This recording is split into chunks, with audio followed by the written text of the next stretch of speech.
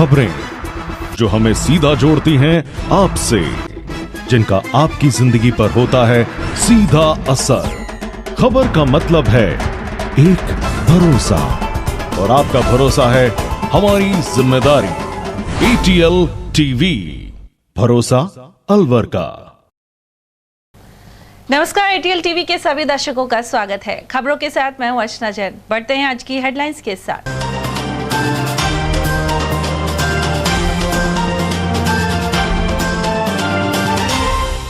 लोकसभा चुनाव के मुद्दों को लेकर जनमानस में गरमाई चर्चाएं। राम मंदिर जैसे राष्ट्रीय और पेयजल संकट के स्थानीय मुद्दों सहित कई पहलू हैं हावी। पार्टी छोड़ने वाले पूर्व सांसद डॉक्टर कर्ण सिंह को कांग्रेसियों ने लिया आड़े हाथ। वहीं बैरोड में नेता प्रतिपक्ष टीकाराम जूली ने किया कार्यकर्ता सम्मेलन। सरसों की सरकारी खरीद में विलंब से कम दामों पर उपज बेचने को मजबूर बने किसान। वहीं अलवर मंडी में रोजाना हो रही 15,000 बोरियों की आवक। और बकाया बिजली बिलों की वसूली के लिए गांव-गांव की खाक छान रही है टीमें। कई जगह डिफॉल्टर्स के काटे कनेक्शन। और अब खबरों को हम जानेंगे विस्तार से। लोकसभा चुनाव में मोदी का चेहरा तो बड़ा फैक्टर है ही, लेकिन मुद्दों की भी अपनी जगह है। कांग्रेस ने अलवर के भाजपा प्रत्याशी को बाहरी बताने का सिलसिला चला रखा है। दूसरी ओर अलवर के संदर्भ में पेयजल समस्या भी बड़ा मुद्दा है। भाजपा इसके समाधान के लिए ERCP के MOU को याद दिलाने के साथ ही राम मंदिर और धारा 370 जैसे पहलुओं का भी जिक्र कर रहे हैं, लेकिन आलोचक धर्म को राजनीति से दूर रखकर बेरोजगारी और जल संकट की याद दिला रहे हैं। लोकसभा चुनाव के लिए मतदान में एक माह शेष है। वहीं चुनाव में कौन से मुद्दे चर्चा में हैं, इस पर लोगों की प्रतिक्रिया सामने आई है। एडवोकेट लेखराज के अनुसार एक ओर भाजपा 400 पार होने के दावे कर रही है, वहीं दूसरी ओर कांग्रेस के दावे भी जारी है। वहीं मौजूदा चुनाव में राम मंदिर निर्माण पूरा होने की बात भाजपा याद दिला रहे हैं, लेकिन राम के नाम पर चुनाव लड़ना उचित नहीं है। उन्होंने कहा कि अलवर के संदर्भ में पानी की समस्या प्रमुख मुद्दा है। शहर सहित जिले भर में पानी की जबरदस्त समस्या बनी हुई है। वहीं ERCP को लेकर राजनीति जारी है। एडवोकेट लेखराज ने शिक्षा के क्षेत्र में अधिक बजट के प्रावधान की जरूरत भी बताई। विकास की बात है तो विकास जमीनी स्तर पर विकास कहाँ है। जिस तरह से आप देखिए कि बेरोजगारी कितनी बढ़ रही है।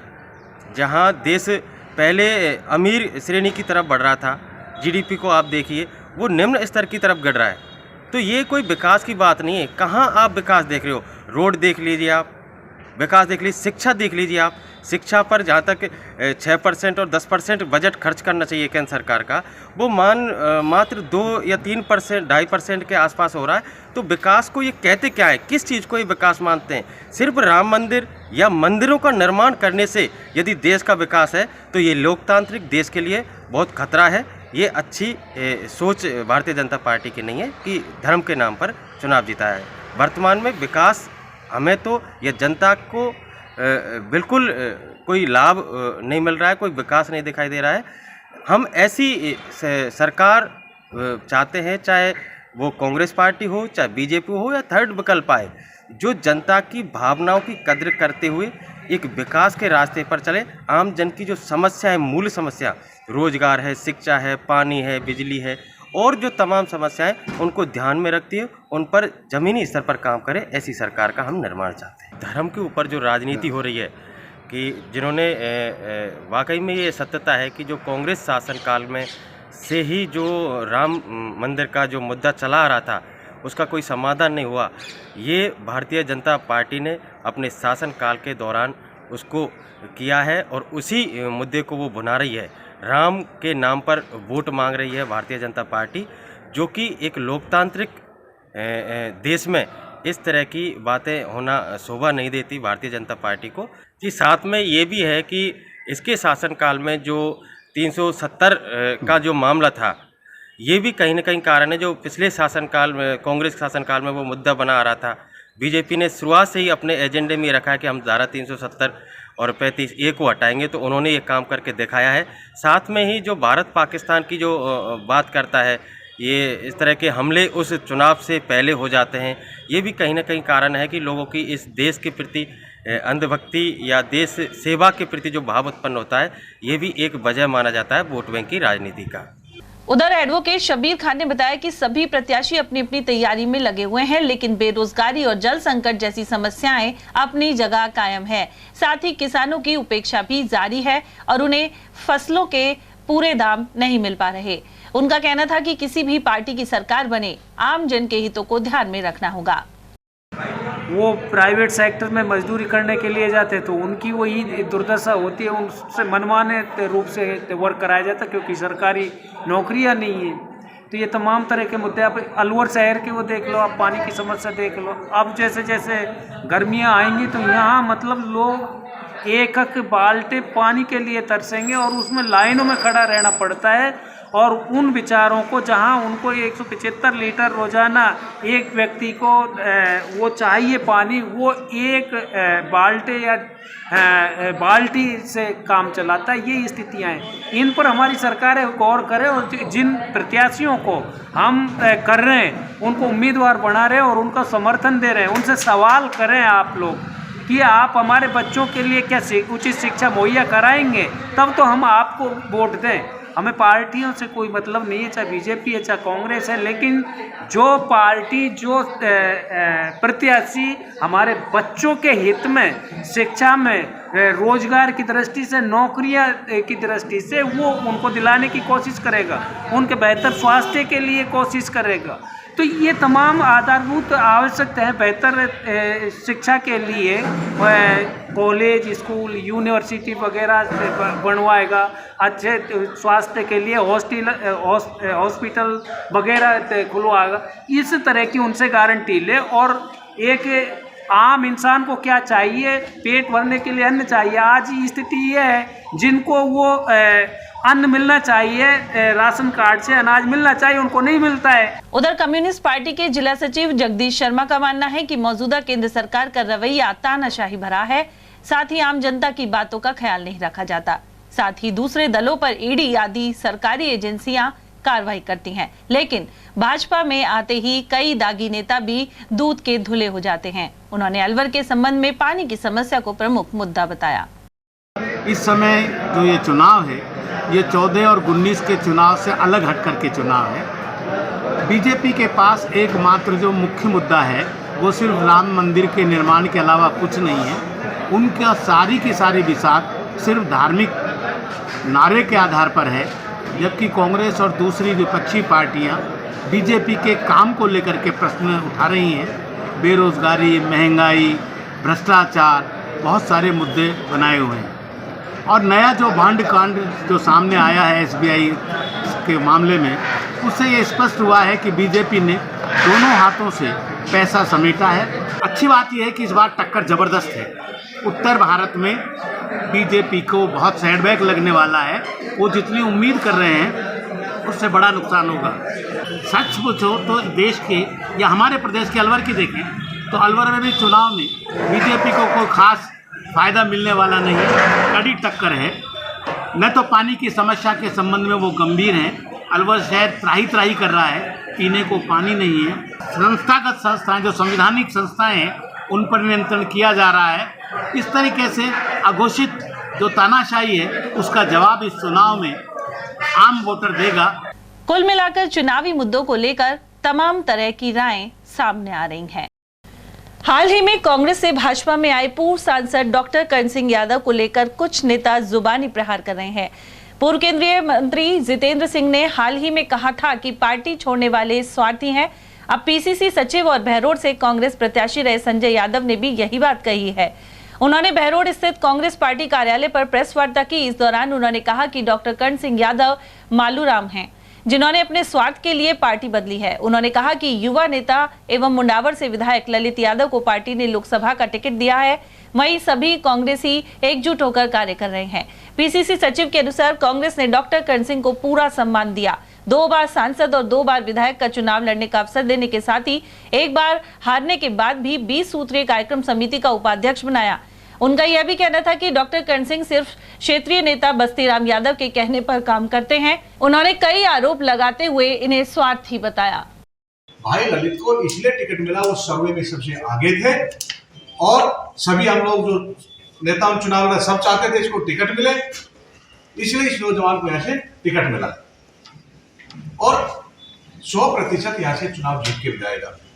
मैं डॉक्टर करण सिंह जी से कहना चाहता हूँ, आज भी हम उनका बहुत सम्मान करते हैं, हमारे आदरणीय। जब टिकट मिला मैं भाई ललित यादव के साथ था। सबसे पहले ललित यादव ने डॉक्टर करण सिंह जी को फोन किया, उनको धन्यवाद दिया और मुझे टिकट दिया। टिकट मिलने से पहले भी करण सिंह जी, संदीप यादव जी, ललित यादव जी, तीनों भवन साहब पास दिल्ली में थे। तीनों ने कहा किसी को टिकट दे, हम साथ मिलकर चुनाव लड़ेंगे। सबसे पहले उनको धन्यवाद दिया और उन्हें बधाई भी दी।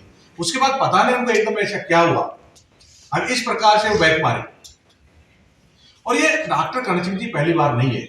वो कहते हैं हमारे यहाँ लीडरशिप डेवलपमेंट, हमारी लीडरशिप को खत्म कर दिया भंवर जितेंद्र सिंह जी ने। मैं तो कहता हूं उन्होंने नई लीडरशिप डेवलप किया है इस क्षेत्र के लिए। मुझे टिकट दिया, नई लीडरशिप डेवलपमेंट की। भाई ललित को टिकट दिया एमएलए का, वो चुनाव जीता, नया लीडर डेवलप किया। आज सांसद का टिकट दिया, बहुत बड़ी बात है, वो डेवलप हुए।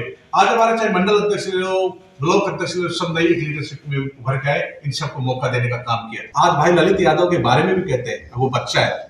आज ललित यादव राजस्थान यूनिवर्सिटी का महासचिव रहा, पूरे प्रदेश के बोर्ड पढ़ते और प्रदेश से बाहर के लोग वहां पढ़ते। प्रदेश में एनएसयू में उसने काम किया, प्रदेश में उसने यूथ कांग्रेस के अंदर काम किया, फिर यहाँ उसने चुनाव लड़ा।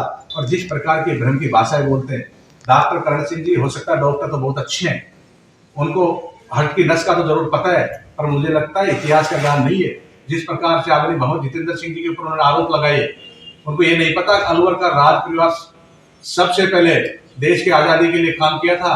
सबसे बड़ा देशभक्त है अलवर का राज परिवार, सारी जनता समझती है, नौजवान समझ गया। यहाँ से हम भारी बहुमत से चुनाव जीत के जाएंगे। मैं आप गौरतलब है कि बहरोड में पिछले विधानसभा चुनाव में डॉक्टर करण सिंह ने बस्ती राम यादव को कांग्रेस टिकट देने की वकालत की थी, लेकिन जितेंद्र सिंह ने संजय यादव को प्रत्याशी बनवाया, जो तीसरे स्थान पर रहे थे।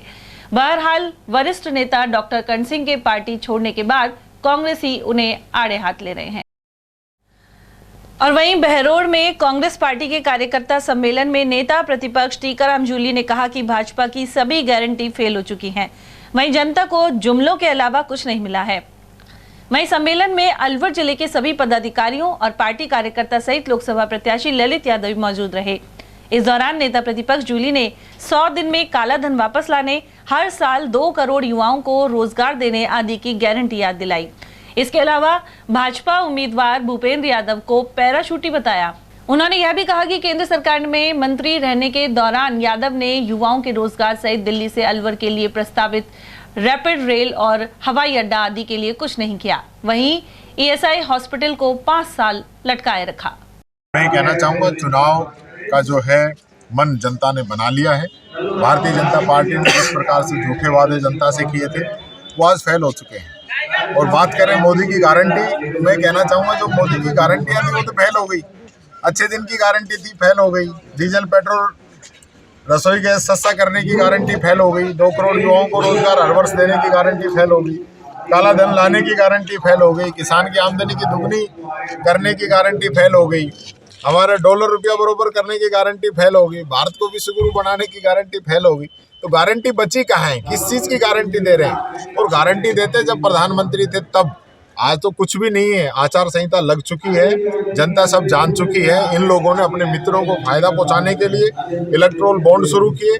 बॉन्ड के माध्यम से लोगों से रिश्वत ली। जिन लोगों ने बॉन्ड दिए उनको टेंडर दिए, जिन लोगों ने टेंडर लिए उनसे बॉन्ड लिए। उधर लोकसभा प्रत्याशी ललित यादव ने कहा कि वे जनता के हर सुख दुख में साथ रहेंगे। वहीं राजस्थान की 25 लोकसभा सीटों में से अलवर में कांग्रेस की जीत सबसे ज्यादा वोट से हो।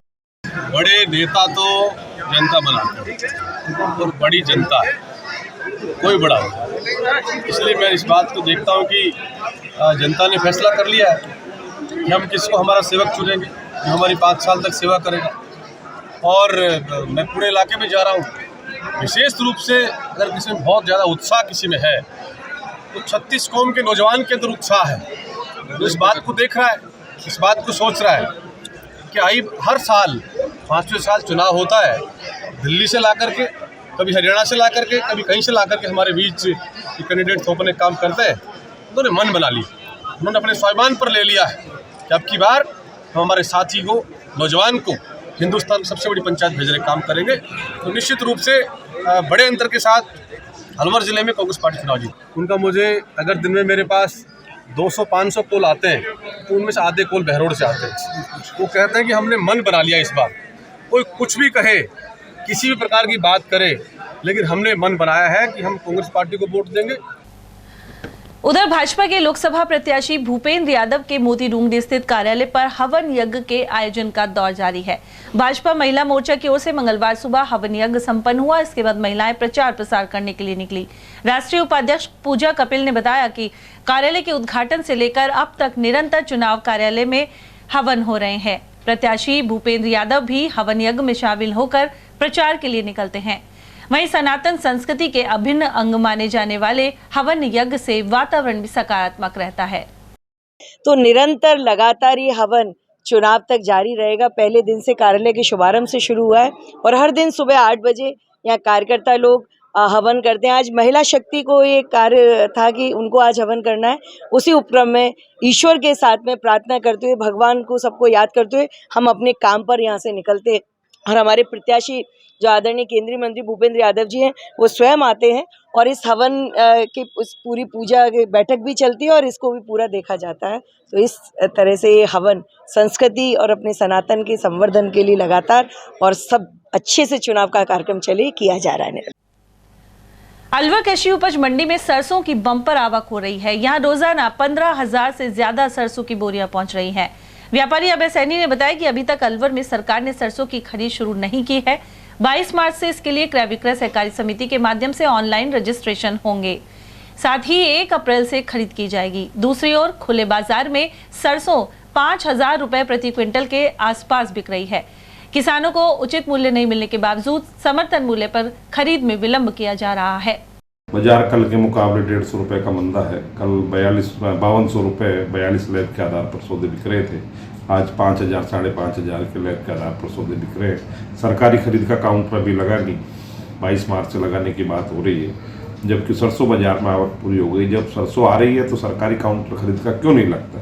सरकारी काउंटर जब लगेगा जब किसान का माल बाजार में बिक जाएगा, जिससे किसान को काफ़ी नुकसान है। किसान मायूस है। सरकार की नीतियों के ऊपर सरकार जो नीति तय कर रही है उनको पर अमल नहीं कर रही है। भारत के प्रधानमंत्री जी किसानों की आय दुगनी करने की बात करते थे, लेकिन वो आय दुगनी करने के साथ साथ अपने राज्य को कैसे प्राप्त करें, झूठे जुमले देने के बाद वो किसानों के साथ जो अत्याचार कर रहे हैं, धोखेबाजी कर रहे हैं, उससे आने वाले लोकसभा चुनाव में माननीय नरेंद्र मोदी जी की जो विश्व में सबसे बड़ी पार्टी है भारतीय जनता पार्टी, उस पार्टी को एक बड़ा झटका लगने वाला है। जिले में कई जगह विद्युत निगम बकाया की वसूली के लिए कड़ी कार्रवाई कर रहा है। इसी क्रम में उमरैन क्षेत्र में मार्च क्लोजिंग के चलते उपभोक्ताओं से 98.31% वसूली की जा चुकी है। साथ ही डिफॉल्टर उपभोक्ताओं के 85 कनेक्शन काटे गए हैं। अवकाश के दिन भी विद्युत बकाया बिल की रिकवरी के लिए टीमें गांव-गांव जा रही हैं। जिन उपभोक्ताओं पर 5,000 से अधिक के बिल बकाया हैं, उनके कनेक्शन काटे जा रहे हैं। निगम के एन राजकुमार योगी ने बताया कि जनता जल योजना और जल जीवन मिशन सहित घरेलू एवं कृषि उपभोक्ताओं पर 1 करोड़ 10 लाख रुपए बकाया थे। ऐसे में रिकवरी तेज कर दी गई है। इसके लिए हम जो है एक अभियान चला रखा है हमने रिकवरी के लिए। उसमें जो बकायादार हैं, जिनके कनेक्शनों के बिल बकाया है, उनके सभी कनेक्शन हम काट रहे हैं। इसके लिए हमने अभी पिछले 3-4 दिन में करीब 85 कनेक्शन जो है डोमेस्टिक के और एग्रीकल्चर के काटे हैं। हमारे ऑफिस के अंदर हमारे सब डिवीज़न में सरपंच, ग्राम पंचायत के और जल मिशन के एवं जलता जल योजना के करीब 1 करोड़ 10 लाख रुपए बकाया है।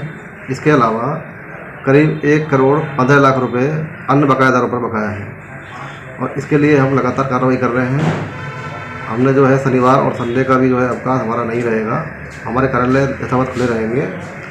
केवल 24 और 25 फरवरी का जो आज की अवकाश है वही उस दिन बंद रहेगा। बाकी हम कंटिन्यू जो है इसके लिए प्रयास कर रहे हैं। उसके लिए हम जो है पहले तो जो हमारे सरपंच के बकाया है उनसे हमने संपर्क किया है, तो कुछ सरपंचों ने जो है बकाया पैसे जमा कराए भी हैं। बाकी जो लोग नहीं कराएंगे उनके हम कनेक्शन काटेंगे। हमारे पास ऊपर से निर्देश है। और इसके अलावा जो है अभी 2-3 दिन का टाइम सबके लिए दिया है और घरेलू कनेक्शन के, चाहे एग्रीकल्चर के, चाहे कोई और कैटेगरी के एनडीएस के 5,000 से ऊपर के बकाया नहीं रहने चाहिए। वहीं इसी कड़ी में बानसूर के ग्राम तालवास, भूरियावास, हमीरपुर और कांजीपुरा सहित अन्य गांवों में कई उपभोक्ताओं के कनेक्शन काट दिए गए। इनके बिजली के बिल लंबे समय से बकाए चल रहे थे। वहीं कनेक्शन काटने पर इन ग्रामीणों में हड़कंप मच गया। उधर इस दौरान कनिष्ठ अभियंता सोहन पाल स्वामी सहित अन्य कर्मचारी मौजूद रहे। बिजली विभाग द्वारा जिनके कनेक्शन बकाया थे उन पर कार्रवाई की गई और यहाँ गांव तालवास, बामणवास, कांजीपुरा आदि गांवों में कई ट्रांसफार्मर उठाए गए। जैसा कि आपको पता है कि मार्च में हमारा अभियान चल रहा है। जिन भी बकायादारों के कनेक्शन काफ़ी समय से पेंडिंग चल रहे थे उनका हमने APTPS बैरोड से जाब्ता लेकर और उनके कनेक्शन काटे और हमारी आगे भी ये कार्रवाई ऐसे ही चलती रहेगी। इसलिए मेरा सभी से अनुरोध है कि अपने बकाया बिल समय से जमा करवाएं और किसी भी असुविधा से बचें। फागुन मास शुक्ल पक्ष में आंवला एकादशी बुधवार को श्रद्धा के साथ मनाई जाएगी। इसे रगमरी एकादशी भी कहते हैं। स्कीम 10 निवासी पंडित यज्ञदत्त शर्मा के अनुसार इस दिन रवि योग और बुध पुष्य योग का विशेष शुभ संयोग बन रहा है। इस संयोग में भगवान विष्णु का पंचामृत से अभिषेक, परिक्रमा, कथा और व्रत करने से सुख समृद्धि बढ़ने की मान्यता है। वहीं इस एकादशी पर आंवले के वृक्ष का पूजन और परिक्रमा विशेष फलदायी माना जाता है, क्योंकि इस वृक्ष में भगवान विष्णु का वास होता है। फाल्गुन मास शुक्ल पक्ष में मनाई जाने वाली आंवला एकादशी कल 20 मार्च बुधवार को बड़ी श्रद्धा के साथ मनाई जाएगी। शास्त्रोक्त इस एकादशी को आंवला एकादशी और रंग भरी एकादशी भी कहते हैं। इस एकादशी पर कल रवि योग और बुध पुष्य योग का विशेष शुभ संयोग बन रहा है। इन दोनों योगों में अर्थात रवि योग में और बुध योग में भगवान विष्णु का पंचामृत से अभिषेक करने से, भगवान विष्णु की परिक्रमा करने से, एकादशी की कथा सुनने व एकादशी का व्रत करने से सुख समृद्धि बढ़ती है और श्रद्धालुओं की मनोकामना पूर्ण होती है। जैसा कि शास्त्रों में लेख है, आंवला की एकादशी के दिन आंवले के वृक्ष की पूजा व परिक्रमा करना विशेष शुभ फलदायी माना जाता है, क्योंकि आंवले के वृक्ष में भगवान विष्णु का निवास होता है। इसलिए इस एकादशी के दिन महिलाएं सामूहिक रूप से एकत्रित होकर के आंवले के वृक्ष की पूजा अर्चना करके, आंवले के वृक्ष की परिक्रमा करके और एकादशी की कथा सुनेगी। ऐसा भी मान्यता है कि आंवला एकादशी के दिन आंवले के सेवन करने से समस्त प्रकार के कष्टों का समाधान होता है और दीर्घायु प्राप्त होती है। इसलिए फाल्गुन मास में शुक्ल पक्ष में आंवला एकादशी का व्रत करना विशेष शुभ फलदायी माना गया है। शहर में वार्ड 11 स्थित गंगा मंदिर के समीप करीब 3 महीनों से नालियों की साफ सफाई नहीं हो पा रही है। क्षेत्रीय नागरिकों ने बताया कि वे कई बार नगर निगम प्रशासन को अवगत करवा चुके हैं। यहाँ घरों के बाहर नालियां भी भरी हुई हैं। इसके अलावा बदबू के कारण घर में रुका नहीं जाता। साथ ही सड़क पर गंदा पानी इकट्ठा हो जाता है और आने जाने वालों को भी परेशानी का सामना करना पड़ता है। इसके अलावा यहाँ पाइपलाइन तो डाली हुई है, लेकिन नलों में पानी नहीं आता।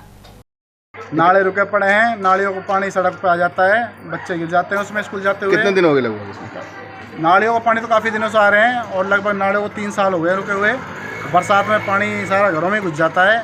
अभी ये हाल है, देखो पानी में सारे बाहर नालियों से निकल रहा है। यहाँ बीमारी फैलने का खतरा है और घरों में। आप लोगों ने कोई शिकायत नहीं की नगर निगम? शिकायत करी, शिकायत क्या करें, लोग बाग क्या है, नगर परिषद वाले भी एक्शन नहीं लेते हैं। पार्षद भी ऐसे कहता है कि भाई अभी 2-4 महीने की बात है, चल रहा है, चलने दो। इसको तो काफ़ी टाइम हो गया, कोई आकर नहीं देखता। यहाँ पर आप हालत देख सकते हो, ऊपर दिखाओ नाले को, दिखा दिए पानी इकट्ठा हुआ पड़ा है सारा। नल इतना ऊपर, नल को तो आया हमको कभी देखा ही नहीं कि नल आ रहा है। सरकारी नल आता भी है, पाइपलाइन ठोक देते हैं, उसमें पानी आता है नहीं आता है, कोई लेना देना नहीं है। सफाई नहीं है, सफाई की चीज़ आप देख सकते हो, एक भी नाली सफाई हो तो पानी भरा हुआ है ऊपर तक। नाले पर नाले का पानी है रोड तक आ रहा हुआ है, रोड पर आता है, रोड पर आता है। घर में अगर गंदगी होगी तो कीचड़ वगैरह, कीड़े वगैरह घर के अंदर जाते हैं। आप अगर देख सकते हैं, अगर फिर भी सफाई ना हो तो फिर क्या फ़ायदा पार्षद का और इन चीज़ों का। हाँ, सबको और ये बात है, 10-12 घर गए, घर में जा रहा हूँ पानी। बोल गंदगी में तो हम नरक में पड़ा है, देखो। हाँ, कहीं बैठ कितने दिन से हो रही है गंदगी? 2-3 महीना हो गए। ये ना तो नाली साफ हो, ना ही कूड़ो निकले, ना ही बारिश का पानी आ जाता है। बहुत जोर के मारे घर में गंदगी हो रही है। कब से हो रही है सफाई? इसे 3-4 महीने हो गए भैया। तो क्या नाम है, बारिश का आ जाती है तो नाले का पानी घर में घुस जाता है, तो कीड़े भी आते हैं, उसमें गंदगी हो जाती है, बदबू मारती है। आप लोगों ने कोई शिकायत नहीं की कभी? शिकायत की थी पार्षद के पास, पार्षद क्या करता है, कुछ भी नहीं करता वो। अलवर के वार्ड 15 स्थित टंकी के नीचे नल का पानी लगातार बह रहा है। वह यह स्थान वन मंत्री संजय शर्मा के आवास के सामने है, लेकिन जलदाय विभाग की लापरवाही के कारण दिया तले अंधेरे जैसी स्थिति बनी हुई है। बहता हुआ पानी का रिसाव नालों के जरिए जमीन के अंदर से भी हो रहा है और यह खतरे का संकेत दे रहा है। उधर स्थानीय पार्षद कैलाश कोहली सहित कुछ महिलाएं मंगलवार को नगर निगम कार्यालय पहुंची। यहां अधिकारियों के नहीं मिलने पर उन्होंने रोष व्यक्त किया। उन्होंने आरोप लगाया कि इस समस्या को लेकर मंत्री सहित नगर निगम, महापौर और आयुक्त को अवगत करवाया जा चुका है, लेकिन अभी तक इस मामले में कोई कार्रवाई नहीं की गई है। नाला की हमारे पानी है ना गंदा आ रहा है बहुत, हमको 5 महीना हो गया और खान तो ने हम दूसरा का सिला में पानी हम कपा से पानी ले रहे हैं, जो पी रहे हैं हम। और ये नाला को सारा हटाया जावे, सारो नालो ऐसा जम रहा जैसा धरती हो गई, ऐसी जम रही है। तो टंकी गिरने का खतरा है? टंकी गिरने का खतरा है, बिल्कुल साफ करो यार, फिर पटाव कर बाद में कर। असद हॉस्पिटल है, एडवांस हॉस्पिटल है, सारा सोनोग्राफी है, आदि घनी तमाम है व्यवसायिक गतिविधियां है वहाँ पर। क्योंकि वहाँ पर एक नाला है, बड़ा नाला जिसको बोलते हैं खदाना मोहल्ले का नाला। वो नाला क्या है, आज से 10 साल पहले करीब खन्ना जी के कार्यकाल में उस नाले को कवर करवा दिया गया, कुछ डॉक्टरों को लाभ देने के लिए। जो अनुचित था, नाला कभी कवर नहीं होता है। अब वो 10 साल की परेशानी धीरे धीरे करके नहीं, वो सारा जमीन बन चुकी है नाले के, और पानी बहता नहीं है। उस नाले में पानी रक्की का कुआ, केडलगंज, खदाना मोहल्ला, चाय पप्पू मोहल्ला, शोलालपुरा, तमाम इलाके का पानी उस नाले में और गुजरता है। अब वो नाले के पानी का निकास नहीं होने के कारण पास में जनाना टंकी है पानी की, जो पीएचडी की है, वाटर सप्लाई होता है। उस पानी ने रुकावट होने के कारण उस पानी ने बाउंड्री में होकर जगह बना ली। वो जगह बना के नहीं, पानी सारा के सारा वो टंकी के आसपास सारा बाल वगैरह है, टंकी की नींव वगैरह सारा उस पर भर गया, पूरा ताल वृक्ष बन गया वो। और कभी भी वो टंकी तहस नहस हो सकती है, बैठ सकती है, कुछ बड़ा हादसा हो सकता है। तो हमारा प्रशासन से अनुरोध है, नगर निगम से अनुरोध है कि उस नाले को ओपन रखा जाए और उस नाले का पूरा पटाव, जहाँ पटाव हो रहे हैं नगर परिषद में करवाए, उस सारे को कवर को हटाया जाए और ओपन रखा जाए उसको। अलवर के अंबेडकर नगर स्थित संबल भवन में मंगलवार को व्हील चेयर वितरण एवं चिकित्सा शिविर लगाया गया। चंद्रप्रभु दिव्यांग कल्याण समिति द्वारा एसबीआई बैंक और महावीर इंटरनेशनल के सहयोग से कैंप आयोजित किया गया। समिति संरक्षक खिल्लीमल जैन ने बताया कि 25 व्हील चेयर प्रदान की गई हैं। इसके अलावा ईएसआईसी अस्पताल की ओर से चिकित्सा शिविर भी लगाया गया, साथ ही निःशुल्क दवा वितरण भी हुआ। श्री चंद्रप्रभु विकलांग कल्याण समिति के संबल भवन के 12वें स्थापना दिवस के उपलक्ष्य में आज यहाँ पर ईएसआईसी मेडिकल कॉलेज के चिकित्सकों के दल ने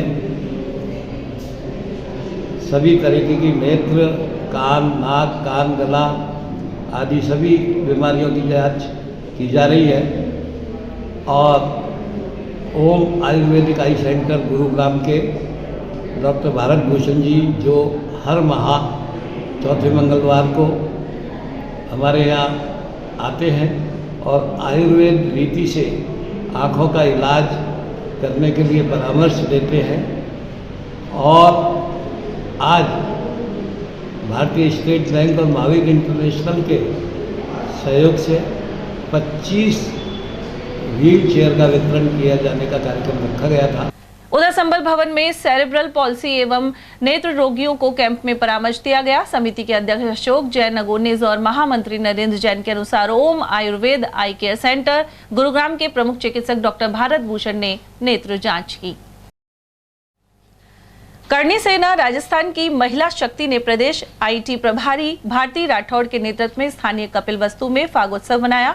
इसमें भगवान राधा कृष्ण की झांकी सजाई गई, वहीं पूजन के साथ ही भजन गाए गए। सभी महिलाओं ने एक दूसरे को गुलाल लगाकर फूलों की होली भी खेली। कार्यक्रम में छात्र शक्ति जिला अध्यक्ष कोमल भाटी, निशा जादौन, कोमल जादौन, चित्रा राठौड़, बीना कंवर और भावना राठौड़ आदि की उपस्थिति रही। और यहाँ वक्त एक छोटे से ब्रेक का, आप देखते रहिए एटीएल टीवी। अलवर शहर में आदित्य ग्रुप ऑफ एजुकेशन शिक्षा के क्षेत्र में अपनी श्रेष्ठता का परचम लहरा रहा है। बोर्ड परीक्षा में 100% परिणाम दे रहा है।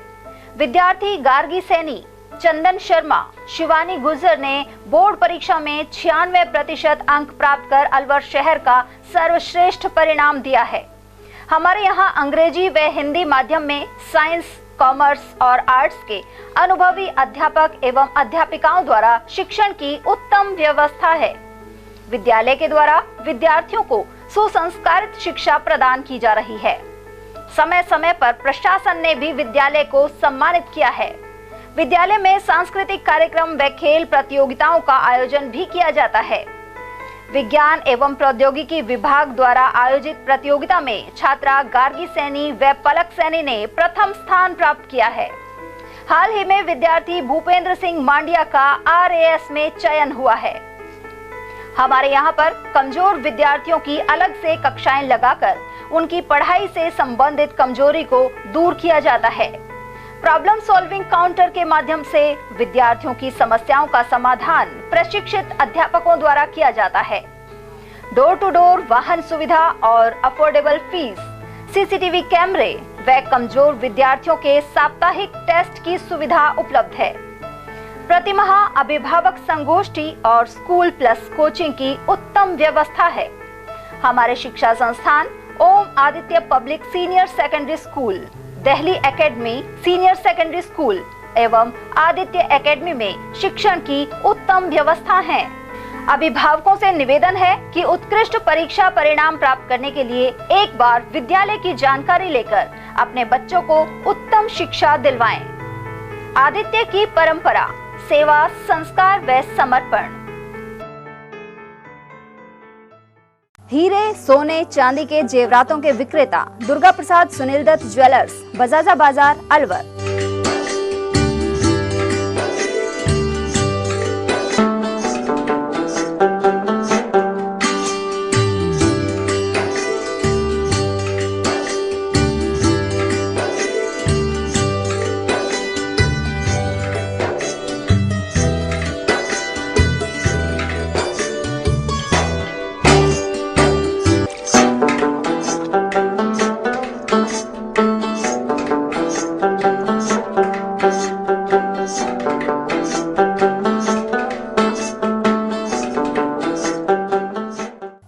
सोने चांदी के जेवरातों के विक्रेता दुर्गा प्रसाद सुनील दत्त ज्वेलर्स, बजाजा बाजार, Alwar.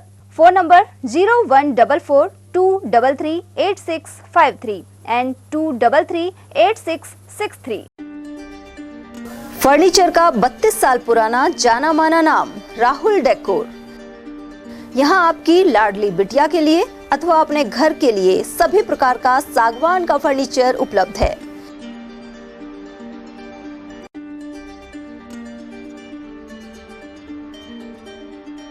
Double bed, dressing table, sofa set, सागवान एवं कपड़े वाले तथा सेंटर टेबल, भट्टी कलर, स्टील अलमारी, ब्रांडेड एवं सॉफ्टी फोम के गद्दे आपकी नाप तोल से बनाए जाते हैं।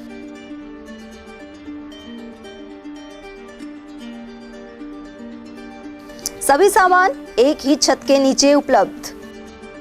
हमारा पता है अलवर बोर्ड, जसवंत तिराहे से पहले, Kati Ghati, Alwar. Contact number 9414019769 and 9414019768। Break के बाद आप सभी का एक बार फिर से स्वागत है। इंस्टीट्यूट ऑफ चार्टर्ड अकाउंटेंट की ओर से मंगलवार को स्कीम आर्ट स्थित CA ब्रांच भवन में बैंक ऑडिट पर सेमिनार की गई। इसमें दिल्ली से आए स्पीकर अमरजीत चोपड़ा, अनुज गोयल और अलक गुप्ता ने उपयोगी जानकारी प्रदान की। ब्रांच अध्यक्ष आकाश सिंघल और सचिव नितिन गुप्ता ने बताया कि सभी CA को प्रतिवर्ष बैंकों की ऑडिट करनी होती है। ऐसे में विशेषज्ञों द्वारा बताया गया कि ऐसी ऑडिट में किन बातों का ध्यान रखा जाए। मेंबर्स के लिए सेमिनार आयोजित किया जा रहा है जो कि बैंक ऑडिट पर है। इसमें स्पीकर दिल्ली से बता रहे हैं CA अमरजीत चोपड़ा जी, जो कि इंडिया के ICICI के पास्ट प्रेसिडेंट भी रह चुके हैं, तो उनके वो एक स्पीकर के तौर पे आज पधारे हैं। CA अनुज गोयल जी CCM हैं और CA अलक गुप्ता जी ये दिल्ली से पधार रहे हैं और बैंक ऑडिट पे ये सेमिनार आयोजित किया जा रहा है। क्या जानकारी दी जाएगी इसमें, क्या बताया? इसमें हर सीएस को एनुअल बैंक ब्रांच ऑडिट करनी होती है, हर बैंक की जितनी भी ब्रांचें होती हैं उसकी ऑडिट करनी होती है, इसके विषय में जानकारी दी जाएगी। और टेक्निकल सेशन होगा। एक सेमिनार आयोजित किया जा रहा है अभी, जिसमें बैंक ऑडिट के ऊपर जानकारी दी जा रही है। हमारे सीए भाइयों को हर साल बैंक ऑडिट करनी पड़ती है स्टैट्यूटरी बैंक्स की और जो अपने गवर्नमेंट बैंक्स हैं उनकी, उसके ऑडिट को कितने अच्छी तरीके से हम कर सकते हैं, क्या क्या चीज़ें हमें देखनी होती है, क्या क्या जानकारी साझा होनी चाहिए, उसके बाद में हम क्या कर सकते हैं, कैसे कर सकते हैं, कितना हम अच्छा कर सकते हैं, वो सारी जानकारी आज दी जा रही है। किस तरीके से हम बैंक की ऑडिट करके बैंक्स को डूबने से या उसमें कोई फ्रॉड होने से बचा सकते हैं, ये सब जानकारी आज दी जा रही है। स्काउट गाइड की ओर से इको क्लब आमुखीकरण के सचिव और संयुक्त सचिवों की संगोष्ठी मंगलवार को की गई। इसका आयोजन नजर बगीची स्थित स्काउट गाइड कार्यालय में संपन्न हुआ। गाइड सीईओ कल्पना शर्मा ने बताया कि इसमें मौजूदा और आगामी वर्ष की गतिविधियों पर चर्चा हो रही है। जिले के 253 विद्यालय और महाविद्यालय इको क्लब से जुड़े हुए हैं। उधर संगोष्ठी में स्काउट सीईओ राजेंद्र मीणा भी मौजूद रहे। आज सचिव, संयुक्त सचिव और इको क्लब आमुखीकरण संगोष्ठी का आयोजन किया जा रहा है। सचिव, संयुक्त सचिव जो हमारे ब्लॉक स्तर पर स्काउटिंग गाइडिंग गतिविधि का संचालन करते हैं, वह इस मीटिंग में पधारे हुए हैं सभी ब्लॉकों से।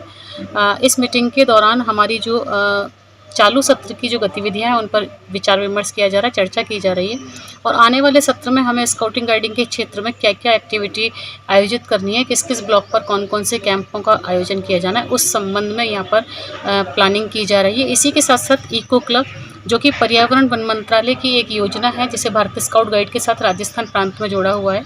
अलवर जिले के 253 विद्यालय और महाविद्यालय इस गतिविधि से जुड़े हुए हैं। इन सचिवों को इको क्लब के माध्यम से हम विद्यालय स्तर पर कौन कौन सी गतिविधि का आयोजन कर सकते हैं, कैसे कैसे पर्यावरण, जल संरक्षण और वायु प्रदूषण के प्रति लोगों को जागरूक कर सकते हैं, अवेयरनेस की कौन कौन सी एक्टिविटी कर सकते हैं, बच्चों को कौन कौन सी प्रतियोगिता आयोजित करवा सकते हैं, उसके बारे में यहाँ पर जानकारी प्रदान की जा रही है। गरीब एवं असहाय बच्चों को शिक्षा देने के लिए आप 7-2 सेवा समिति कार्य कर रही है। संस्था ने झुग्गी झोपड़ी के बच्चों को कभी किराए के मकान और कभी टेंट लगाकर प्रारंभिक शिक्षा देना शुरू किया, लेकिन सर्दी एवं गर्मियों में इस तरह पढ़ाई करवाना मुश्किल हो रहा था। ऐसे में संस्था सदस्यों ने अपनी तकलीफ अर्जुन कुमार के सामने रखी। वहीं इसके बाद संस्था के संरक्षक डॉक्टर एस.सी. मित्तल से मुलाकात कर संस्था के बारे में विस्तृत जानकारी ली। इसके बाद अर्जुन कुमार ने चिकानी गांव में 2 बीघा से अधिक भूमि इस संस्था को प्रदान कर दी है। उधर नई कार्यकारिणी को भी शपथ दिलवाई गई, जिसमें अर्जुन कुमार संरक्षक, डॉक्टर एस.सी. मित्तल अध्यक्ष, दिनेश किराड़ सचिव, सुभाष खंडेलवाल कोषाध्यक्ष, उपाध्यक्ष प्रमोद गुप्ता और मंतोष जैन होंगे। साथ ही कई अन्य सदस्य भी बनाए गए हैं। उधर भामाशाह अर्जुन कुमार का साफा पहनाकर स्वागत किया गया। हिलव्यू गार्डन सोसाइटी में आरडब्ल्यूएस के खिलाफ और निवासियों के पक्ष में न्यायालय का फैसला आया है। इस सोसाइटी ने मेंटेनेंस कंपनी से कानूनी रूप से हैंडओवर लिए बिना निवासियों से मेंटेनेंस चार्ज लेना शुरू कर दिया था। साथ ही जीएसटी भी ली जा रही थी, जबकि रेजिडेंट वेलफेयर सोसाइटी पर जीएसटी कानून लागू नहीं होता। इसके अलावा हाल ही में सोसाइटी ने कई लोगों के घरों की बिजली भी बिना किसी सूचना के काट दी थी। ऐसे में लोगों ने अदालत में बिल्डर और आरडब्ल्यूएस के खिलाफ परिवाद किया था। न्यायालय में 18 मार्च को फैसला दिया है कि मूलभूत सुविधाओं को नहीं रोका जाएगा और पुराने रेट पर ही मेंटेनेंस कंपनी को भुगतान किया जाएगा। ऐसे में हिलव्यू गार्डन के लोगों ने हर्ष जताते हुए अदालत का आभार व्यक्त किया है। बात करते हैं माचाड़ी की, जहां कस्बे में हनुमान मंदिर पर द्वितीय भव्य श्री श्याम महोत्सव का आयोजन हुआ। युवा श्याम सेवा समिति द्वारा आयोजित कार्यक्रम के शुभारंभ से पहले नंगेश्वर धाम से भव्य कलश यात्रा एवं निशान यात्रा निकाली गई। रथ यात्रा में बैठकर बाबा श्याम ने नगर भ्रमण किया और जगह जगह पुष्प वर्षा की गई। वहीं श्याम भक्त गुलाल से होली खेलते हुए और जयकारे लगाते हुए चल रहे थे। साथ ही माचाड़ी युवा श्याम समिति के अध्यक्ष पंडित राजेश शर्मा द्वारा पूजा अर्चना की गई। वहीं कलाकारों ने भजन प्रस्तुति दी। बाबा श्याम की नगरी खाटू धाम में मालाखेड़ा उपखंड क्षेत्र से हजारों की संख्या में पदयात्री मंगलवार सुबह पहुंचे। यहां उन्होंने देश प्रदेश में सुख समृद्धि के लिए प्रार्थना की और ध्वजा चढ़ाई। पेमाराम सैनी, खेमचंद जांगिड़, श्रीराम चौधरी, विश्राम चौधरी और हिम्मत सिंह ने बताया कि बाबा के दर पर वे हर वर्ष पदयात्रा में शामिल होकर पहुंचते। मालाखेड़ा उपखंड क्षेत्र के पीला ढाबा स्थित शमशान घाट को मोक्ष धाम का रूप सरपंच सुनीता यादव के नेतृत्व में दिया जा रहा है। सरकार की ओर से यहाँ स्वच्छता एवं रखरखाव के लिए कोई राशि नहीं दी गई थी, लेकिन भामाशाह के सहयोग से समाजसेवी लोगों ने इसका रूप ही बदल दिया। सभी के सहयोग से शमशान घाट में खड़े हुए अनुपयोगी झाड़ और कटीले पौधों को जेसीबी से साफ करवाया गया। इसके बाद 2100 पौधे लगाए गए हैं। समाजसेवी राजेश कुमार यादव ने इस बारे में जानकारी प्रदान की। ग्राम पंचायत ढाकपुरी के गांव पीला ढाबा में शमशान घाट में 2100 पेड़ पौधे लगाए गए, जिसमें छायादार और फलदार पेड़ पौधे शामिल हैं। माचाड़ी कस्बे के मालीबास रेणी चौराहे पर स्थित शिव मंदिर में श्रीमद् भागवत कथा ज्ञान यज्ञ का आयोजन 24 मार्च तक होगा। इस दौरान भरतलाल सैनी और बत्तो देवी ने विशेष पूजन किया। साथ ही प्रेमलता शर्मा ने कथा का वाचन किया। श्रद्धालु निवासी मनोज सैनी और श्री नारायण सैनी ने बताया कि 24 मार्च को पूर्णाहुति के साथ ही प्रसाद वितरण किया जाएगा। कथा का समय सुबह 11 से शाम 4 बजे तक रखा गया है। बीजवाड़ नरूका में एक किसान के मकान में अज्ञात कारणों के चलते आग लग गई। सूचना मिलने पर खेत में काम कर रहा काश्तकार घर पहुंचा। उसका मकान आग की लपटों में घिरा हुआ था। आग से पूरा सामान जलकर खाक हो गया। आरोप है कि सूचना देने पर भी संबंधित कर्मचारी मौके पर नहीं पहुंचे। ग्रामवासी फूलचंद ने घटनाक्रम की जानकारी दी। नागल पलखड़ी ग्राम पंचायत के बाशिंदों ने मंगलवार को उमरैन के विकास अधिकारी सुशील यादव को ज्ञापन सौंपा। उन्होंने बताया कि जल जीवन मिशन योजना के तहत घर घर नल कनेक्शन लगाए गए थे, लेकिन समस्या से ग्रामीणों को निजात नहीं मिल पाई है। इस मौके पर इब्तिदा संस्था के प्रतिनिधि भी मौजूद रहे। वहीं ग्रामीण महिलाओं का कहना है कि ग्राम नागल रटावत में काफी दिनों से पानी की समस्या बनी हुई है।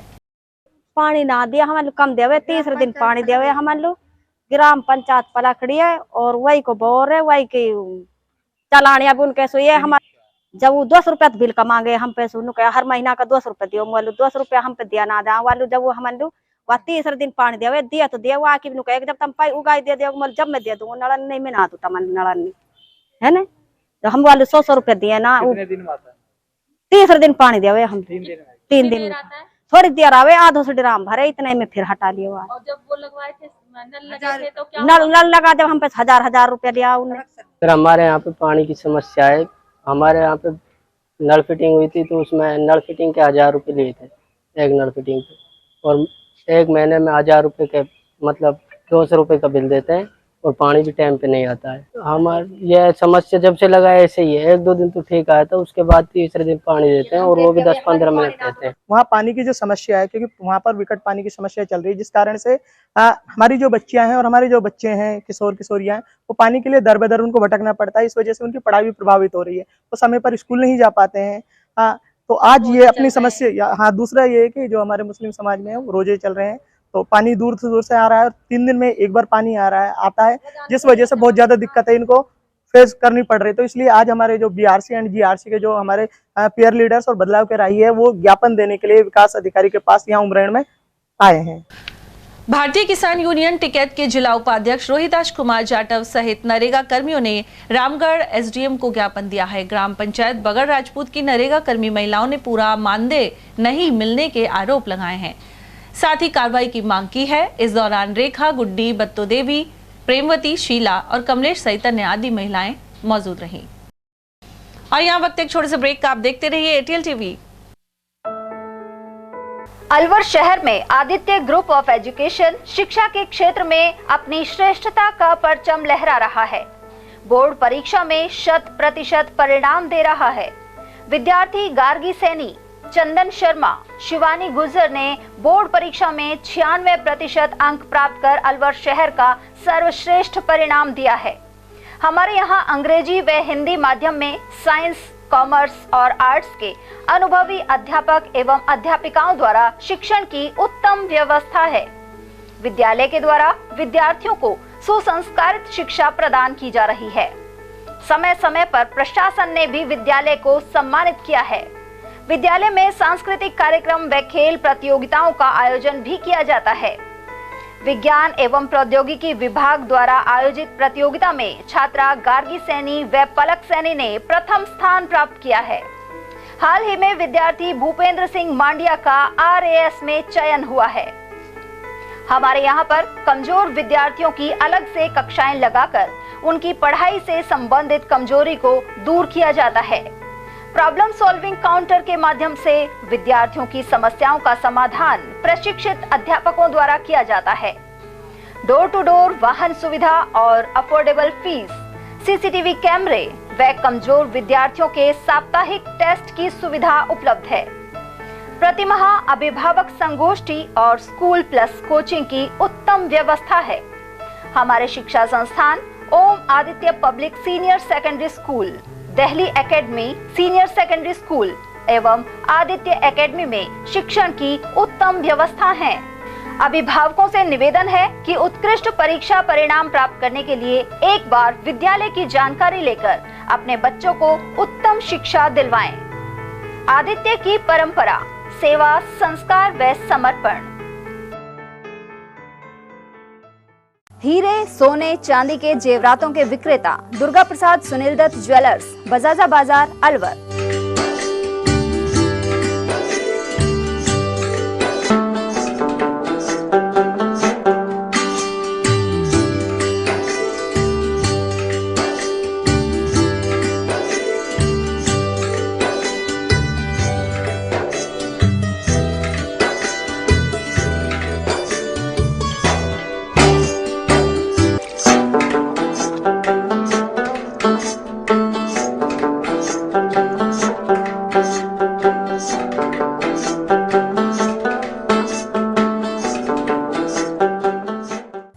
सोने चांदी के जेवरातों के विक्रेता दुर्गा प्रसाद सुनील दत्त ज्वेलर्स, बजाजा बाजार, Alwar.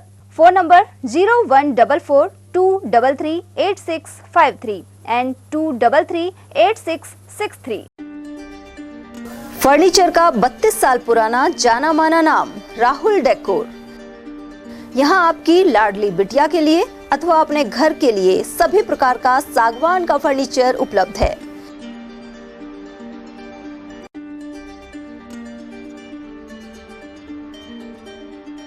Double bed, dressing table, sofa set, सागवान एवं कपड़े वाले तथा सेंटर टेबल, भट्टी कलर, स्टील अलमारी, ब्रांडेड एवं सॉफ्टी फोम के गद्दे आपकी नाप तोल से बनाए जाते हैं।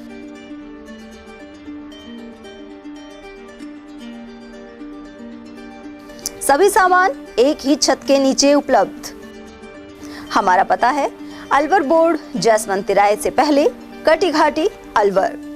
Contact number 9414019769 and 9414019768। ब्रेक के बाद आप सभी का एक बार फिर से स्वागत है। उपखंड प्रशासन और लॉयंस क्लब द्वारा राजगढ़ कस्बे के पंडित भवानी साय चौक से मतदाता जागरूकता रैली निकाली गई। इसे एसडीएम सीमा खेतान ने हरी झंडी दिखाकर रवाना किया। वहीं तहसील परिसर में एसडीएम ने सभी लोगों को मतदान अवश्य करने की शपथ दिलाई। उन्होंने राजगढ़ लक्ष्मणगढ़ विधानसभा क्षेत्र में 15 से 20% मतदान बढ़ने की अपेक्षा जताई। मतदान की जागरूकता हमारा भी दायित्व है कि जन जन को जागरूक करें, और जो लोग घरों में से नहीं निकलते और मतदान नहीं करते उनके लिए बच्चे संदेश लेके निकले सड़क पे। ये बहुत बड़ी बात है कि हम समझते हैं वोट का अधिकार, लेकिन आप नहीं समझ रहे हो। उनको उद्वेलित होना चाहिए, उत्साहित होना चाहिए मतदान के लिए। और मैं चाहती हूँ कि अपना मतदान का प्रतिशत 10 से 15% तक बढ़े, क्योंकि विधानसभा में प्रतिशत अच्छा रहा था लेकिन लोकसभा में कुछ प्रतिशत कम हो जाता है।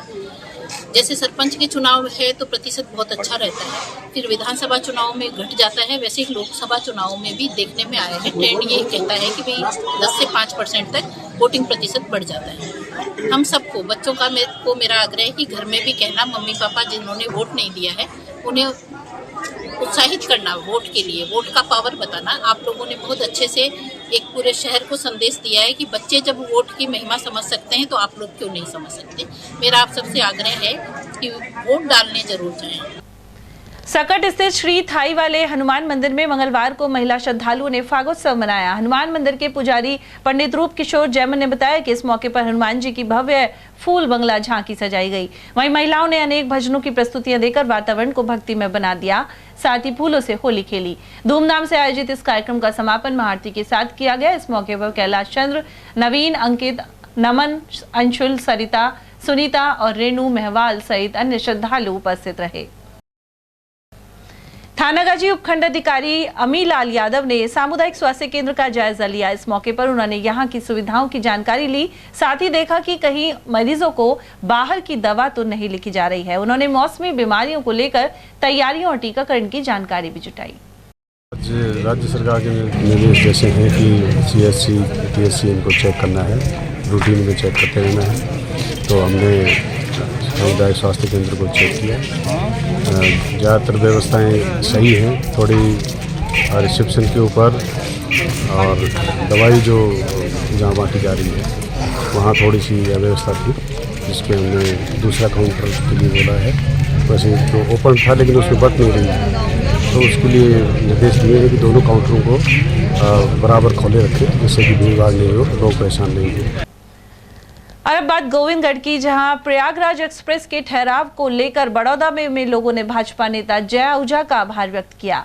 भाजपा मंडल उपाध्यक्ष शिवकांत उपाध्याय ने बताया कि हाल ही में गोविंदगढ़ में प्रयागराज एक्सप्रेस के ठहराव की स्वीकृति मिली है। ऐसे में भाजपा नेता जय आहूजा के बड़ौदा में पहुंचने पर यहां उपाध्याय भवन में ब्राह्मण समाज और जांगीर समाज आदि ने उनका साफा बांधकर स्वागत किया। साथ ही प्रधानमंत्री, रेल मंत्री और प्रत्याशी भूपेंद्र यादव का आभार जताया। इस दौरान श्रीचंद शर्मा, नगर पालिका अध्यक्ष प्रतिनिधि रूपचंद्र, राम खिलाड़ी चौधरी, नरेंद्र उपाध्याय, कुंदन लाल शर्मा और घनश्याम जांगीर आदि की मौजूदगी रही।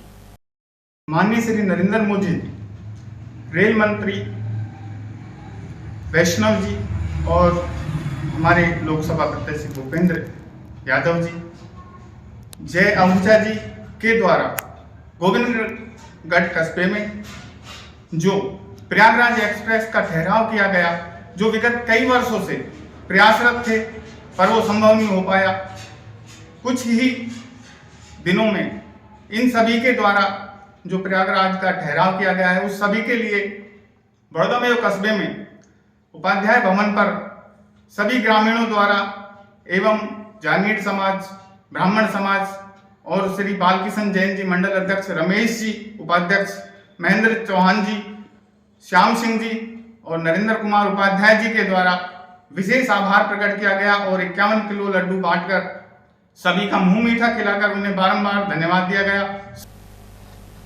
बड़ौदा में कस्बे के द्वारकाधीश मंदिर में फागोत्सव धूमधाम से मनाया गया। राधिका मंडल की अध्यक्ष इंदिरा मित्तल ने बताया कि इसमें संगठन की सदस्यों ने रविवार से मंगलवार तक कीर्तन किया, साथ ही द्वारकाधीश के साथ फूलों की होली खेली गई।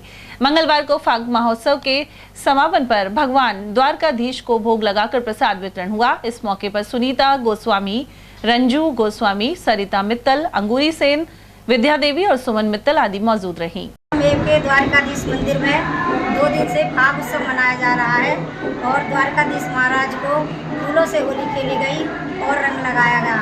आपस में राधिका मंडल की सखियों ने भी आपस में एक दूसरे को रंग लगाकर फाग उत्सव मनाया। केंद्र सरकार की नई शिक्षा नीति से शिक्षा के क्षेत्र में बड़ा बदलाव आएगा, यह कहना है केंद्रीय मंत्री भूपेंद्र यादव का, जो सोमवार को खैतल के एक निजी विद्यालय के शपथ ग्रहण समारोह और होली मिलन समारोह में बोल रहे थे। इस मौके पर यादव ने निजी शिक्षण संस्थान के नए अध्यक्ष सहित कार्यकारिणी को शपथ दिलाई। आरंभ में मां सरस्वती के समक्ष दीप प्रज्वलन किया गया। कार्यक्रम में सिंचाई मंत्री सुरेश रावत, पूर्व विधायक रामहित यादव, भाजपा के पूर्व जिला अध्यक्ष संजय नरूका और पूर्व विधायक मंजीत धर्मपाल चौधरी भी मौजूद रहे। राजनीति हमेशा बड़े लोकतांत्रिक मूल्यों की होनी चाहिए और डॉक्टर करण सिंह जी एक बड़े व्यक्तित्व के धनी हैं। 2 बार यहाँ से सांसद रहे हैं, प्रतिष्ठित डॉक्टर रहे हैं और निश्चित रूप से उन्होंने स्वयं अपने भाषण में कहा है कि कांग्रेस के पास ना नीति बची है, ना नेता बचा है, ना नेतृत्व। जिला वो अपने काले कारनामे दबाने की वजह से बीजेपी में शामिल है, इस पर क्या कहना है? अभी तो कोई ऐसा केस के खिलाफ पेंडिंग नहीं है। खैरतल के निकटवर्ती गिरवास गांव में आग से एक घर का सामान जल गया। इस घर में रखा सोफा और बेड जलकर राख हो गए। सूचना मिलते ही नगर परिषद का दमकल वाहन मौके पर पहुंचा और आग पर काबू पा लिया। साथ ही मौके पर ग्रामीण एकत्र हो गए।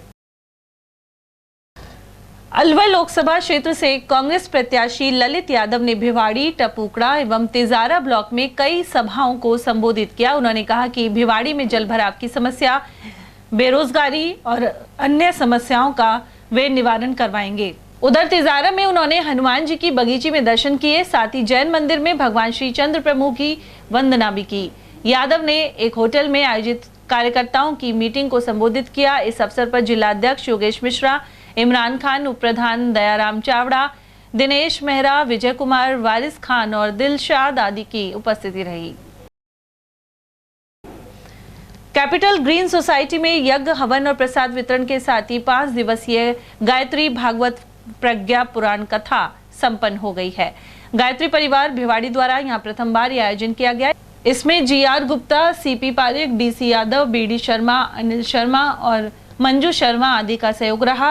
वहीं गायत्री परिवार के प्रतिनिधि श्याम सुंदर शर्मा और अन्य लोगों का आभार जताया गया। जिला चिकित्सालय भिवाड़ी में अनेक साधन मुहैया करवाए गए हैं। फेडरल मुगल गॉयटेज इंडिया लिमिटेड एवं BMA ने यह कदम उठाया।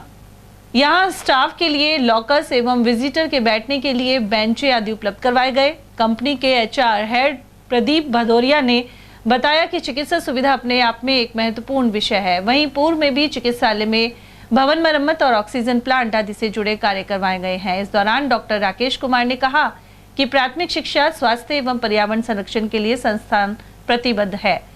वहीं BMA के पूर्व अध्यक्ष सुरेंद्र चौहान और वर्तमान प्रेसिडेंट जसवीर सिंह ने भी विभिन्न कार्यक्रमों एवं परियोजनाओं की जानकारी प्रदान की। जन जागरूकता अभियान के तहत अध्यापकों और छात्रों ने शपथ ग्रहण की। यह कार्यक्रम राजकीय उच्च प्राथमिक विद्यालय फतेहाबाद में संपन्न हुआ। वहीं लोकसभा चुनाव में मतदान प्रतिशत बढ़ाने के लिए संकल्प जताया गया। अध्यापक राजीव चौधरी ने बताया कि जिला निर्वाचन अधिकारी की पहल पर जन जागरूकता अभियान चलाया जा रहा है। इस दौरान संस्था प्रधान राजेश योगी और स्टाफ सदस्य उपस्थित रहे। आगामी लोकसभा चुनाव 2024 में मतदान का प्रतिशत बढ़ाने के लिए जिला निर्वाचन अधिकारी की पहल पर स्थानीय विद्यालय राजकीय उच्च प्राथमिक विद्यालय फतेहाबाद में आज विद्यालय के समस्त छात्रों और समस्त स्टाफ के द्वारा मतदान की शपथ ली गई। मैं राजीव चौधरी आम मतदाता और सभी ग्रामीणों से अपील करता हूं कि वे लोकतंत्र के इस महापर्व में मतदान की शपथ लेते हुए अपनी 100% भागीदारी सुनिश्चित करें। जिला कांग्रेस कमेटी अध्यक्ष योगेश मिश्रा ने कहा है कि अलवर जिले में कांग्रेस मजबूत स्थिति में है। साथ ही यहाँ 8 में से 5 विधानसभा क्षेत्रों में कांग्रेस के विधायक हैं। वहीं लोकसभा चुनाव में निश्चित तौर पर कांग्रेस पार्टी का प्रत्याशी चुनाव जीतेगा। जिला अध्यक्ष के अनुसार जिला चुनाव संचालन समिति का गठन भी किया गया है। उन्होंने आरोप लगाया कि भाजपा ने भूपेंद्र यादव को हरियाणा से लाकर अलवर लोकसभा क्षेत्र का प्रत्याशी बनाया है। ललित भाई युवा हैं, ऊर्जावान हैं, गुंडावर से विधायक हैं। विधानसभा चुनाव में जिले में सबसे ज़्यादा वोटों से जीते हैं, व्यवहारिक हैं और कांग्रेस की लहर है अलवर लोकसभा में। खासकर विधानसभा चुनाव का परिणाम आपने देखा होगा। हमने भारतीय जनता पार्टी से अलवर लोकसभा में 1,97,000 मत ज़्यादा लिए हैं। 8 विधानसभाओं से 5 विधानसभा में कांग्रेस के विधायक जीते हैं और जो 3 हमारे हारे हैं वो भी मिनिमम मार्जिन से हारे हैं। इसलिए निश्चित रूप से एक तो ललित यादव जी को लोकल प्रत्याशी होने का फायदा मिलेगा, क्योंकि भारतीय जनता पार्टी को पिछले 15 सालों में राजस्थान की 9 करोड़ की आबादी में से कोई लोकल प्रत्याशी नहीं मिला। इतने बड़े नेता हैं, केंद्र की राजनीति करते हैं, दिल्ली में बैठेंगे तो अलवर के लोग बेचारे कहाँ जाएंगे? दिल्ली जाने को तो 5,000 रुपये गाड़ी घोड़े पर किराए भाड़े में चाहिए आदमी को। तो निश्चित रूप से अलवर की जनता का मन कांग्रेस पार्टी के लोकल प्रत्याशी भाई ललित यादव को जिताने का है और हम इस लोकसभा चुनाव को आप नोट कर लो मेरी बात, 4 से 5 लाख वोटों से जीत करके और ललित भाई को हिंदुस्तान की सबसे बड़ी पंचायत लोकसभा में भेजेंगे। उधर योगेश मिश्रा ने खुद के भाजपा में शामिल होने की चर्चा को गलत बताया। उन्होंने कहा कि कांग्रेस ने उन्हें काफी मान सम्मान दिया है। उन्होंने भाजपा में अलवर के कुछ कांग्रेस नेताओं को शामिल होने को लेकर कहा कि कांग्रेस भी भाजपा के कुछ नेताओं को जल्द ही शामिल करवाएगी।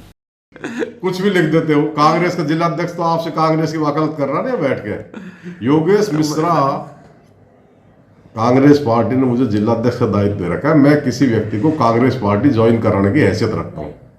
कहीं दूसरी पार्टी में जाके किसी दूसरे से मैं ज्वाइन करूँ, ये संभव नहीं हो सकता। अरे भाई, कांग्रेस का जिला अध्यक्ष हूँ, कांग्रेस पार्टी के चुनाव में काम कर रहा हूँ, पार्टी को चुनाव लड़ रहा हूँ, जिता के लाऊंगा कांग्रेस प्रत्याशी को। इसमें स्पष्ट क्या होता है? अलवर के यादव धर्मशाला स्थित राधा कृष्ण मंदिर में होली के उपलक्ष्य में महोत्सव मनाया गया। इस अवसर पर मंदिर को सजाया गया और महिलाओं ने नृत्य भी किया। शहर जिला महिला कांग्रेस कमेटी के अध्यक्ष लील यादव ने बताया कि प्रेम और सद्भाव को बढ़ाने के लिए फूलों से होली खेली गई है। इसके जरिए पानी को बचाने का संदेश भी दिया जा रहा है। इस अवसर पर सामाजिक कार्यकर्ता मधु यादव, सुमन यादव और अंगूरी यादव ने भी अपने विचार रखे।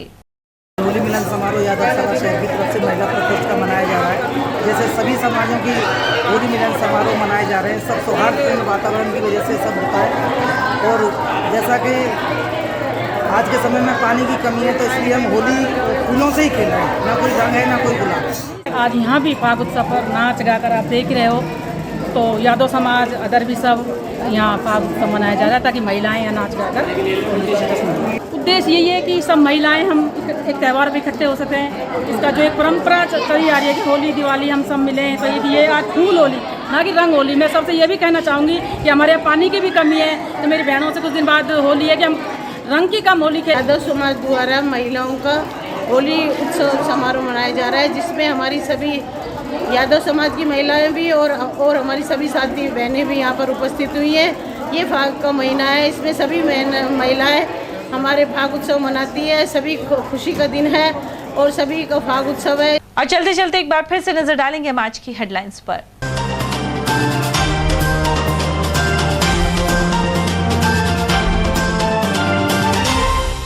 लोकसभा चुनाव के मुद्दों को लेकर जनमानस में गरमाई चर्चाएं। राम मंदिर जैसे राष्ट्रीय और पेयजल संकट के स्थानीय मुद्दों सहित कई पहलू हैं हावी। पार्टी छोड़ने वाले पूर्व सांसद डॉक्टर करण सिंह को कांग्रेसियों ने लिया आड़े हाथ। वहीं बैरोड में नेता प्रतिपक्ष टीकाराम जूली ने किया कार्यकर्ता सम्मेलन। सरसों की सरकारी खरीद में विलंब से कम दामों पर उपज बेचने को मजबूर बने किसान। वहीं अलवर मंडी में रोजाना हो रही 15,000 बोरियों की आवक। और बकाया बिजली बिलों की वसूली के लिए गांव-गांव की खाक छान रही है टीमें। कई जगह डिफॉल्टर्स के काटे कनेक्शन। इसी के साथ खबरों में आज इतना ही। दीजिए अर्चना जैन को इजाजत। नमस्कार।